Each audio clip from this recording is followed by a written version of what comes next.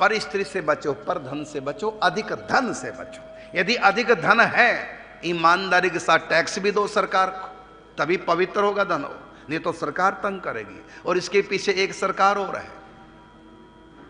वहां भी 10वां हिस्सा होता है उस सरकार का भी, तभी धन पवित्र होगा, नहीं तो धन अपवित्र तुम्हारे बच्चों को खराब कर देगा।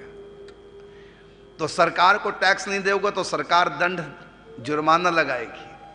और उस सरकार को कहते हैं ये सरकार तुमको सुविधा देती है इसलिए टैक्स लेती है, तो हम 10वां हिस्सा निकाल के भगवान क्यों क्यों दे? भगवान क्या करते हैं? तो इसका उत्तर है, आप लोग बल्ब जगाते हैं, बिजली लाइट जगाते हैं तो देते हो सरकार को, बिजली बिल भरते हो।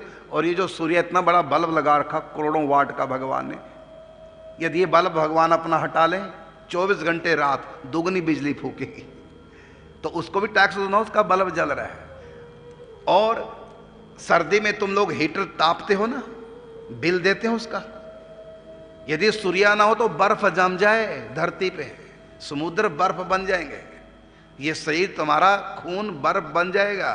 ये जो हीटर भगवान ने लगा रखा है ये केवल प्रकाश ही नहीं देता, ये हीटिंग भी दे रहा है, हीटिंग भी कर रहा है, तो उसका भी तो बिल देना कि नहीं देना? तुम पंखा चलाते हो तो बिल देते हो कि नहीं देते हो सरकार को बिजली का?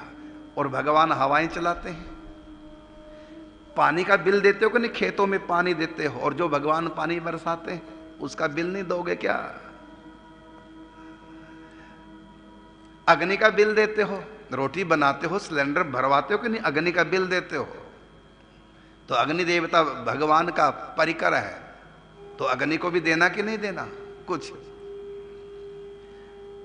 तो भगवान के बिना हम जी नहीं सकते। भगवान अगर अपनी सुविधाओं को वापस ले लें, एक दिन की कौन कहे, 1 मिनट जी नहीं सकते।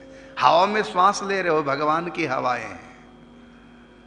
सरकार को ना दो और सरकार सारी सुविधाएं वापस ले ले तो जी सकते हैं। जंगलों में भी जी रहे हैं जानवर, वहां सरकार कुछ नहीं करी जंगलों में जानवरों के लिए, मच्छरों के लिए, अच्छे के लिए सरकार ने आज तक कुछ नहीं किया, तभी मच्छर जी रहे हैं। सरकारी व्यवस्था के बिना भी मच्छर जी रहे हैं। तो सरकारी व्यवस्था के बिना हम जी सकते हैं, लेकिन भगवान की व्यवस्था के लिए बिना नहीं। तो सरकार को हम टैक्स दे रहे हैं तो भगवान को क्यों नहीं? सरकार को जो दिया जाता है उसको टैक्स बोलते हैं, और भगवान के नाम पर जो भगवान को दिया जाता है उसको बोलते हैं दान। और दान करहीं कल्याण, तो उसकी भी व्यवस्था है, इसलिए हमको दान करना चाहिए। दीन दुखियों को दान करो, गौ माता के लिए कुछ करो, दीन दुखियों के लिए कुछ करो, अपने परिवार के लिए कुछ करो, देश के लिए कुछ करो, समाज के लिए कुछ करो, धर्म के लिए कुछ करो, कुछ ना कुछ करते रहना चाहिए। जो ऐसे कहा 10वां हिस्सा लगाओ परोपकार में।